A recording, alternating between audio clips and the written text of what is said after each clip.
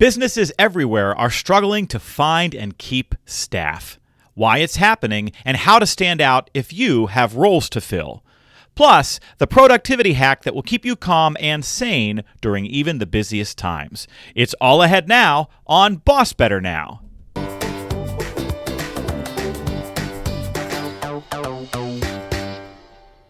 You're listening to BossBetter Now. Please welcome speaker, author, and kayaker, Joe Mull. Welcome back, boss heroes, to the show for smart leaders who care deeply about being a great boss, but don't always know how.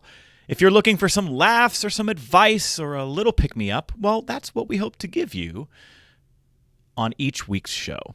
Please welcome my co-host, professional coach extraordinaire. I like putting that word in your title, Alyssa. Alyssa Mullet. Hello, my friend. I feel like I should go, ta-da! We should have our little sound effect, like Coach Extraordinaire, Alyssa Mullet. I don't know. That was what is that? Triangle? I feel like triangle is the essence of weakness to me. Oh, man. I feel like that's some major shade toward the triangle. Well, it's got to bump up its game. I mean, do you know that the triangle is the strongest shape in engineering? Really? Is that true? It is. Yes. Or is that just made up? Strength. No, I swear. That is something I heard a long time ago and that I'm certain is true. Don't ask me to cite a source. But yeah, the triangle is for strength. Yeah. Okay. And so I say, again, Alyssa Mullet, Coach Extraordinaire, strength. Okay. Maybe it's resonating a little more now. I'll take it. Maybe it'll grow on me. I like so that we used a musical instrument and you said resonating. That kind of works together too. It's so good to see you. We were on a little hiatus for a little while, so if you stuck with us through a little bit of a summer break and some spacing out of our episodes, we greatly appreciate that. And I am so excited to be here with you too, my friend. Yay! Let's do it. Let's get into it. Let's do this. Well, we're starting today by talking about something that I call the myth of lazy. If you've been out in the world, my friend, you have seen help wanted signs everywhere, right? Yes. We all know that many businesses are struggling to hire. And if you've been on social media at all, there's this kind of collective narrative that has been out in the world. And it's been out for a while. It rears its ugly head from time to time, even before the pandemic. But I'm hearing it now more than ever. And it's this idea that, well, people just don't want to work. Yes. This idea that, well, people are lazy, and that the reason that so many organizations are struggling to fill roles right now is because of a lack of work ethic or people mooching off the government, right? I've had many conversations and seen many things posted about, well, the little bit of extra unemployment is keeping people from taking jobs. I had a conversation at a conference recently with a dear, intelligent, respected colleague who said, well, the problem is stimulus. Everybody got stimulus and, they went on vacation or they don't want to work because they got stimulus. And there's just no data to back any of that up. Go ahead. I'll jump in at the bit because, my whole take on this is obviously mine's not based upon anything with data. It's what I have seen in my coaching practice. It is what I have felt myself, is that throughout this period of time, we have blurred the lines of work and life, if you will, so much that people have completely burned themselves the heck out. And now that people are starting to say, no, sir, no more. This is what I want. This is when I want it. And I'm not going to settle or make myself available for more than what I want in my life. The moment we put up those boundaries and we tried to reestablish, then you get this. People are lazy. People don't want to work. That mentality of the whole, we're just the products, the widgets that we've made, the productivity machinery, right? I call BS on that too. Yeah. And so much of what you described is a part of this collective restacking of our values that has taken place during and since the pandemic. Since doesn't feel like the right word since we're still in the thick of it. But let's think about what happened during the pandemic, right? A lot of businesses, think about the businesses that are struggling to hire people the most right now, which are restaurants and retail. And so many of them endured closures, endured furloughs. So many folks who work in those industries were told, you're going to have to figure out how to live with less work. Yeah. And guess what happened? They figured out how to live with less work. And, and these are folks who are saying, you know what? I can get by. Or I am not going to continue to endlessly suffer in these roles that are so challenging when there are new opportunities and better opportunities out there for me now. The industries that are struggling the most to hire staff, restaurants and retail, are typically the roles that have the lowest pay, lousy hours, high stress at work, rude customers, and little to no benefits. And all of a sudden, these folks have said, wait a minute, I can get a call center job working from home during bankers' hours for the same pay? Why am I killing myself waiting tables all night in these environments for less than? And so that, I think, is a big part of this. There's been this collective shift around quality of life, and some of these industries are going to have to figure out how to catch up with that in a way that's going to be really challenging. Absolutely. Those are some brilliant points to bring up.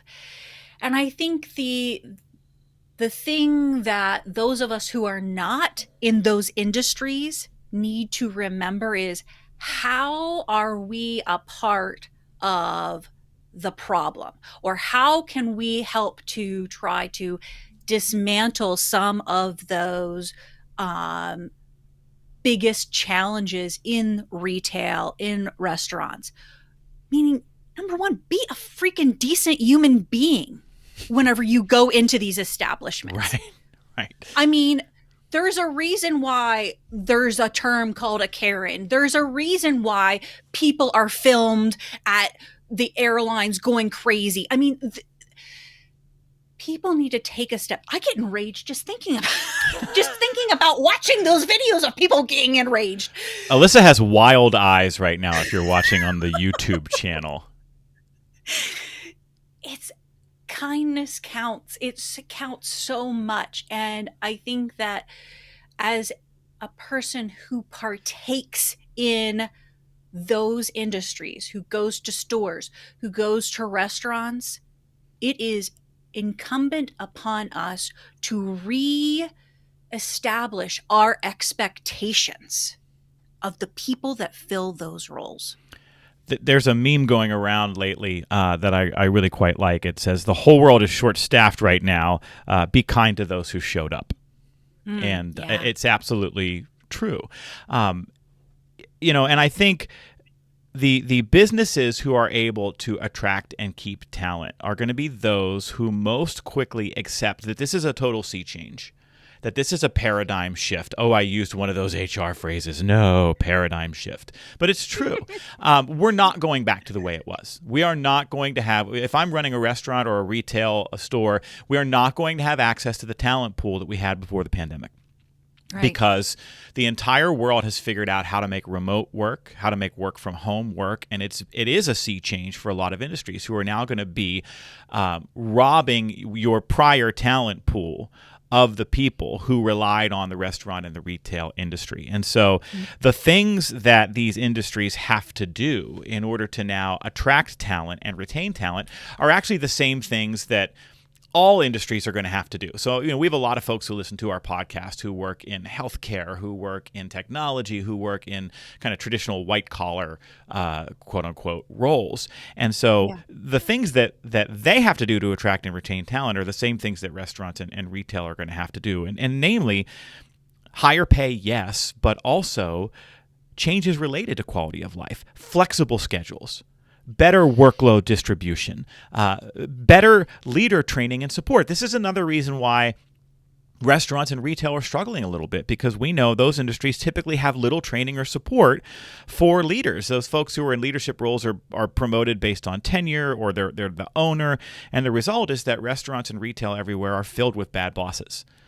And I'm not trying to paint with too broad a brush here. I'm not making a broad sweeping generalization that's not founded in the data. We know that those industries typically do not have leadership development and support programming for folks who supervise others.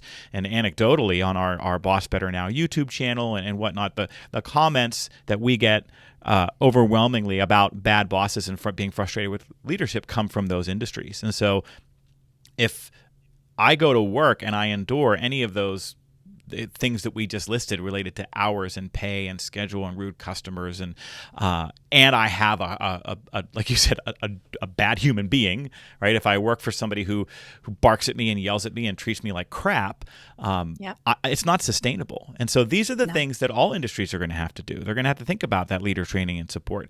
And the other thing too, Alyssa, is regardless of what industry I work in, what we know about human nature is that employees want to have a voice. They want to have some influence. And so coming to work and just being told what to do and when to do it without having any chance to influence how, when, or where I work, that's robbing people of what they need to be successful in this day and age as well.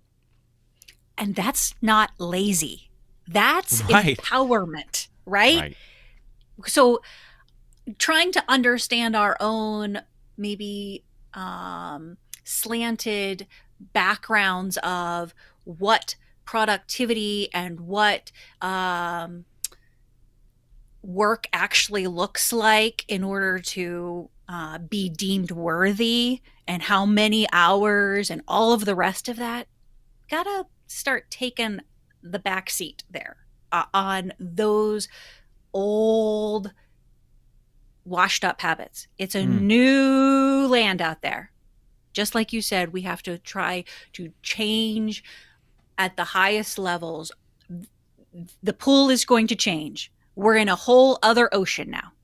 And the myth of lazy is debunked by the data that we do have. So we know that, and I brought stats. Get ready. You brought stats. Here we go.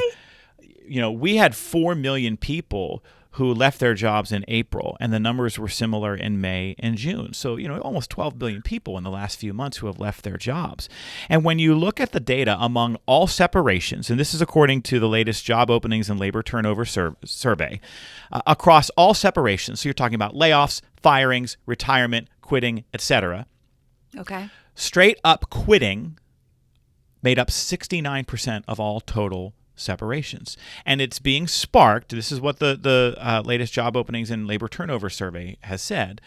It is sparked by people's confidence that they can get a better job. That has nothing to do with lazy. It's not that people don't want to work. It's that they don't want to endlessly suffer anymore in a job that takes a toll. It doesn't mean that people aren't willing to deal with difficulty or stress at work. This is a really important point, I think, right? Because the shade that we end up throwing at these kids today is that they just can't tolerate the hardship that I've dealt with in my job. And that's bunk. The suffering has been constant. The suffering for, if you think about our frontline healthcare workers in the last 19, 20 months, the compassion fatigue was gone a year ago. Okay, the people are willing to endure ups and downs and hard times and stress and difficulty, but it can't be 24/7. When it does, people get fried, they get burned out, and they say, "I need to do something else because otherwise, I'm dying slowly. It's death by 1,000 cuts." Absolutely. I think I've said this before on the podcast, but it reminds me of this whole thing again of people establishing boundaries, and that boundaries are the highest form of self-compassion. Absolutely, yes. And so if we can orient ourselves to the fact that it's not lazy, that's self-compassion. And if you think that that's lazy, then maybe you need to direct some of that self-compassion towards yourself and then start directing it outward too. So every time we go into a restaurant, every time we enter a store, every time we interact with our fellow freaking humans out there, compassion. Absolutely. And the other side of this is that those boundaries are relative to the opportunities available to us to set them. And what I mean by that is that in a super tight job market where there isn't as much opportunity, I maybe don't have as much flex in my life to set those boundaries. Okay, I need a job. I got to pay my bills. And the only things available to me based on my education or experience are these kinds of roles with these kinds of hours in these kinds of settings. And so I settle, and maybe I settled for a while. But in this market, when there is so much opportunity and so many people are hiring, I have all the leverage as an employee. Yep. I now have the potential to set better boundaries, to say, I'm going to take a job that allows me to be at my kids' after school activities now for the first time in years. I'm going to set boundaries for myself that say, I'm going to prioritize different things in my life or my health. This is what happened during the pandemic. People who were forced to live with less work suddenly find themselves exercising more or eating healthier or spending more time with their kids, and they're living a better quality of life. And so in this market where opportunity allows that to be a boundary now, it's what's happening. Oh, you just triangled the heck out of all of that. Ding, ding, ding. I'll triangle you. A triangle of strength. And I want to say one more thing about this, because this is where it kind of gets my goat. And I almost made this one of our stop it segments, but I didn't want to rant. Rant away. But to bring our triangle full circle. Oh God. Too far. Sorry. The laziness is actually on the part of the people who are espousing the view that people don't want to work because they're lazy. That view itself is lazy. It's really easy to espouse a broad character defect on a whole group of nameless, faceless people. That just betrays a deep cynicism, right, about people. But it levels a values judgment against people. And even worse than that, it's just fundamentally not true. Like when you talk to people, when you look at data, when you go out into the world and you find out why people aren't working, are there lazy people? Are a few people being like, yeah, you know what, I don't want to work and I'm going to mooch off the government a little bit? Of course there are, but it is a smattering. It is a sprinkling compared to the overwhelming majority of people who are out there. So it's lazy and an uninformed opinion. And we see that opinion a lot across generations, right? The number of folks who want to label the generation coming in behind them as having a lesser work ethic or lower, less established values. Yeah. There is no research or data that bears that out. And so that too is lazy. I mean, yes, some people aren't wanting to work, but it's a smattering. And that's not unique to the generation coming in behind you. There have been lazy people forever, right? In every generation. And so the next time you see your crazy uncle post on Facebook about how these people today, nobody wants to work and it's people don't have a work ethic. If you want to engage, go ahead and engage. I don't do that because I just don't have the patience for it, especially on the cesspool that is Facebook. But know that it's a myth. It's not true, and there's nothing out there that bears it out. Excellent points and strategies and mindsets. Thanks, Joe. Well, thank you, and I would welcome any other additional feedback from folks who are listening or watching.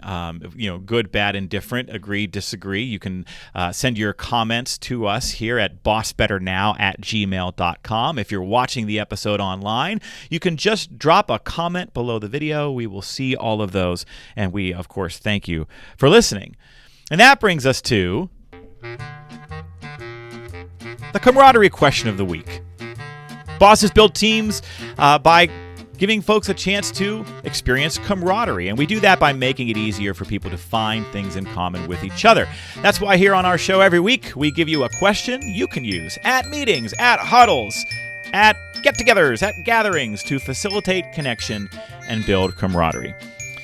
Now this week, Alyssa, we are in the throes of back-to-school season.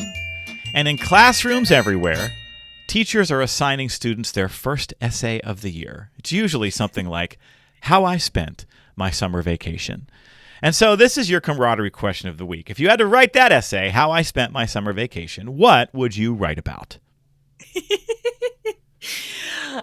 I was trying to figure out, like, in Ralphie, like, what is the he has to write a Yes, theme he has to or write whatever, right? a theme. I want you to write a theme. This is a Christmas Story movie, folks. A Christmas Story movie. So I was trying to think on the cover sheet, what if I was Ralphie, what I would write, and I came up with the perfect thing. Oh. I screwed the shoulds. Tell me about, shape this essay for us, Alyssa. So I assume the shoulds are not your neighbors and that this is going to get inappropriate. No? No. Okay, just making sure. They're coming up to the line there with that one. Okay. I like all my neighbors, mostly. None of them listen to this. It's okay. In any case, my whole thing was, there were lots of things maybe I should have done. Mm-hmm. So, definitely should have done some professional things. I had goals in mind that, for myself, for writing and all of these other projects that I have going on, that I, for the first time in my adult life, said, I'm not going to meet a goal that I set for myself. Mm-hmm. And I'm going to be okay with that. So that was the major big theme. And I replaced all of the should with why not? Well, we went to amusement park. We went to kayak on the lake. You're a kayaker. I'm a kayaker only because my husband is a kayaker and my kid wants to be a kayaker. So therefore I am a kayaker. But mainly, like, I just enjoyed the outdoors. I enjoyed my little family, my husband, my son, and I was just going to be present, and all the rest of the shoulds screwed right off. And that's what you should do with your summer, right? I mean, you just nailed the things that, when we look back on the various stages of our lives, are the things that we'll remember most and assign the most value to. And so good on you, my friend. That all sounds amazing. Thank you. High five me. High five. All right. So tell me about your summer vacation, little Joey. My summer vacation. Loving the Christmas Story reference, by the way. My all-time favorite Christmas movie. Eminently quotable. We quote it all the time, all year long, especially my sister and I. And so for you to drop, I want you to write a theme. It just makes my heart sing. And so I'm thanking you for bringing that to the podcast today. Fragile. Fragile. It must be Italian. All right. If I'm writing this essay, I found that when I was thinking about this question, it very quickly got caught up in the negative. Like the first half of summer had all this great client work and I was traveling, and then like the numbers with Delta variant are surging again, and things are like half of my fall calendar has been wiped out again. So it's like living this kind of Groundhog's Day with what we did in 2020, and that's very frustrating. And I thought, no, I had all these wonderful things that happened in the summer, so I'm going to make the choice to write my essay in a positive bent. And so I'm going to answer the question with the positive things that happened. And the two big things for me this summer were spending time with my two families. And so in June, I got to go to the National Speakers Association National Convention. It's called Influence in Las Vegas. I was elected to the board of directors for NSA, and so we'll now serve a 4-year term and really get to give back to this organization that has meant so much to me. And congratulations! That's awesome. Thank you. And so I spent 8 days, 4 days for all of the board of directors work, and then 4 days for the conference, and just got to be immersed in so many incredible people, so much talent, so many incredible relationships that mean a lot to me and have formed over the years. And our conference obviously was canceled last summer, so this is the first time in almost 2 years that we've been able to gather in person. And Got to watch a very dear friend of mine get inducted into the Speaking Hall of Fame, which was really special. So that was the first part of summer. That was in June, and that was really a lot of fun. And then the other family, of course, is my family unit, right? My wife and our 3 kids. And we got to do a couple of fun things this summer. I got to take my mom and my sister on a trip where I did a keynote, and we had some fun together. And then when I came home, we all went with my wife and kids to a week at the lake where we got to kayak and swim. And when it rained, we all went roller skating, which we hadn't done in years. And by the way, that is not like riding a bike. It does not come back. It is good to know. Awkward We'll not as hell try. at 44. You strap those skates on. You're like, these are old school traditional skates, and I did this like a complete pro when I was 9, and now I look like I'm having a seizure standing up. So My butt hurts wasn't good. just thinking about it. I got a little smoother as the time went on, but I'm glad nobody filmed me. So yes, so those are the ways that I spent my summer vacation. For me, were really highlighted by family time, my professional speaking family, and some trips and fun time spent with my family. That's awesome. And this is a great question, especially I like this it. time of year. It like roots people back to what that whole thing is that we're trying to, the illusion of balance that we're trying to have Yes. is weighted in these things. So that's an awesome question to ask folks. Thank you. And if you take this question to your teams and your huddles, I want to encourage you, listeners, to ask for detail. Not, we don't want to push past people's boundaries of self-comfort and oversharing. But you have those people on teams who will answer the question, how did you spend your summer vacation? Oh, we went to the beach. Yeah. Oh, not much. I built a deck. Ask for a little bit. Oh, well, tell us a little bit about that, or what was the best part of that? Maybe ask an open-ended follow-up question that actually tries to draw out a little bit more detail. Or, oh, you went to Myrtle Beach. Do you go there every year? Do you stay in the same place? Do you do the same things over and over again? Don't.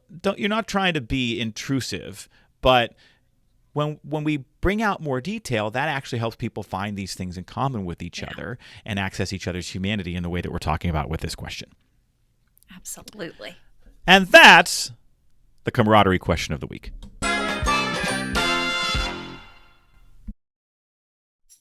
Are you planning a meeting, conference, retreat, or event? Why not invite our own Joe Mull to be your keynote speaker? How many people here who supervise have had their time, attention, and energy devoured by someone who is not committed? If yes, say yes. And an amen. See, like I said. Joe teaches leaders how to boss better and cultivate commitment in a way that is funny, captivating, and filled with takeaways. Do you believe that these people are coming to me and telling me that I'm sticking my nose in where it doesn't belong? Oh my gosh, wonderful. Really engaging and thought-provoking, which is really great, with lots of good tools to take home. You felt present, like you wanted to lean in, you didn't want to pick up your phone and scroll through Facebook. Whether your event is virtual or in person, your audience doesn't want another boring 60-minute lecture. They deserve to learn and be inspired by a world-class program they simply cannot turn away from. That's what you get, guaranteed, from Joe Mull. We can all agree we want our employees to care and try, but care and try isn't about competence. It's about commitment. And commitment can't be bought. It can only be earned. Your number one job as a leader is to cultivate commitment. For more information, visit joemull.com/speaking. All right, Alyssa, you may recall that in our last episode, which we recorded a while back, we had this really, I think, fruitful conversation about the myth of productivity. Yeah. And we ended up talking through all of these ways in which we try to manage our schedules and manage ourselves and manage our expectations about what we can accomplish in one day. And it led us into this really interesting conversation about how we turn that into an evaluation of our own competence when we don't end up showing up in a superhuman kind of way around productivity, right? Yep. And I ended up having some notes about that conversation that didn't make it into that segment of the podcast that I thought would actually make for an extra little fun add-on, because it was an idea that we didn't talk about much in that segment, but I think is worth mentioning. And that is this idea of planning for the unplanned. And for me, this actually might be the most important productivity hack that a leader can build into their routines. And I have a feeling that you do this in your life, or you did it when you were in corporate America. And so let me tell you what I mean by this. One of the things that I have figured out, and it's taken me a long time to do this, is I have to build in time not just to be productive, but to be reactive.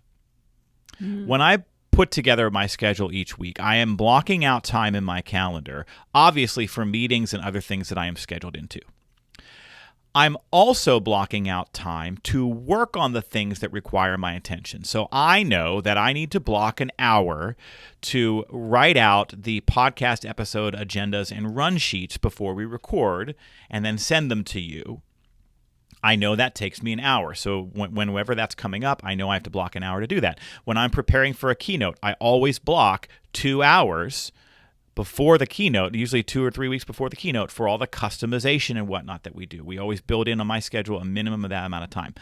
And so for years, what would end up happening is I would fill my day with all this stuff. I build my day with meetings, and I would fill my and calls and whatnot and appointments, and then the work time. And so you would open my calendar and you would see from 8:30 a.m. until 5 p.m., bang, bang, bang, everything back to back, work time. And I would even get good at building in what I call tasky time, Tasky, tasky time. I would block tasky time, like a half an hour or an hour in the day. And that's jumping into email and catching up on a bunch of the little things that need to happen. I called it tasky time. And I was like, this is working for me. But then it really wasn't. And I realized that what I wasn't allowing for was flex space in my schedule to react to the events of the day and the people around me. And so my new approach is to only schedule about 60 to 70% of my day, to leave about 30% of my day, for reaction, responsiveness. And here's where that comes in handy. So if I'm in the middle of this 2-hour window where I'm working on the customization of a keynote for a client, and a member of my team pops into my office because she just got an email and we need to talk through the best way to handle the request or respond to the inquiry, I'm not suddenly going, okay, I just lost 30 minutes of the keynote prep time, then I need to find someplace else. That time is built in for flexing. I know I have it there in the day because I've left enough kind of clear space between some things to shift and move on the fly. So this is my advice to leaders. Recognize that we need to not just schedule time to be productive, but we need to leave time open to be reactive. What say you? That's what it makes me do. Take a big breath. Because at first I was like trying to understand. I was like, okay, he means responsive. Like you got to build in like the email answering time and, help people like give themselves credit for those things. But then whenever you said, no, it's about this responsiveness, this flexibility to, you can already have that tasking time done, right? You schedule that. I'm sorry, it was tasky. Tasky. I think it's a much cuter name than tasking. You're right. Just want to be clear. My sincerest apologies.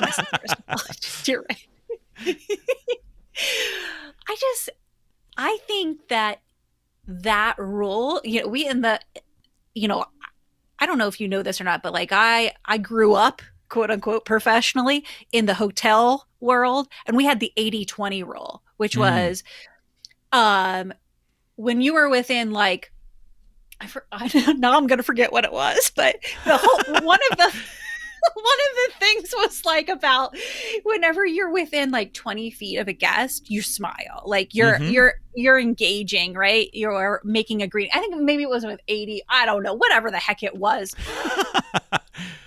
All right. But this whole thing that you're talking about is outside of the scheduled things, which can include the tasky time. Yes. 60% of the schedule is the scheduled, including the tasky time. And then the other part is responsiveness. Yes. And that, from, again, depending on what generation you're from, if you looked at your calendar, might go, there's a lot of time here to be filled. Maybe you're a little bit lazing around there, Joe, through the throughput from our prior discussion. But the fact of the matter is, this is what sets great leaders apart. This is what sets successful entrepreneurs apart from one another, is to be responsive and in the moment and present, and having that built in to your schedule each and every day. That's a recipe for success. Absolutely. And if we have to label it what it is, right? Because we have to reframe this in a way that actually gives credit for what it is. So if you just look and see kind of white space on your calendar before and after an appointment, and you say, oh, well, you clearly aren't busy enough. That's not true. You're leaving that time open to do staff engagement. So label it. So block it. Put it on your calendar and call it staff engagement. Now, if I'm your boss and I peek at your calendar, I see, oh, this person's in meetings. This person is doing their project work. This person's doing staff engagement. They're an amazing supervisor. They're figuring out how to balance all that stuff, and they're making sure that they make time for it. So,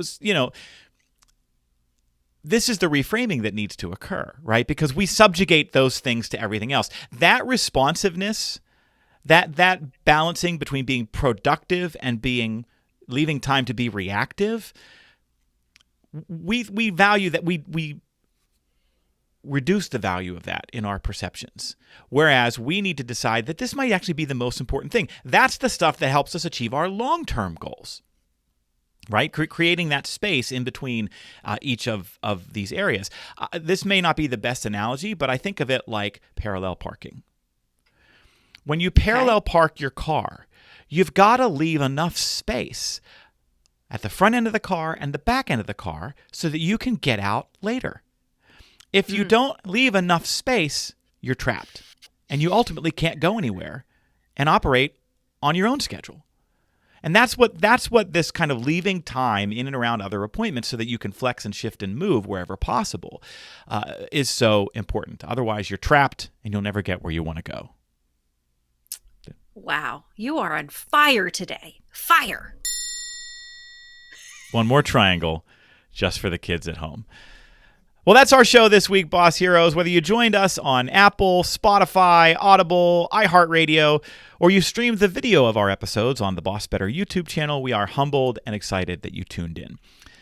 I think, Alyssa, as summer comes to a close, we should leave everyone today with that little internet meme that I mentioned earlier that's been circling everywhere. I've seen it in so many places. Let's leave today with this, friends. The whole world is short-staffed right now, so be kind to those who showed up. Thanks for listening. We're so glad you're here. See you next time.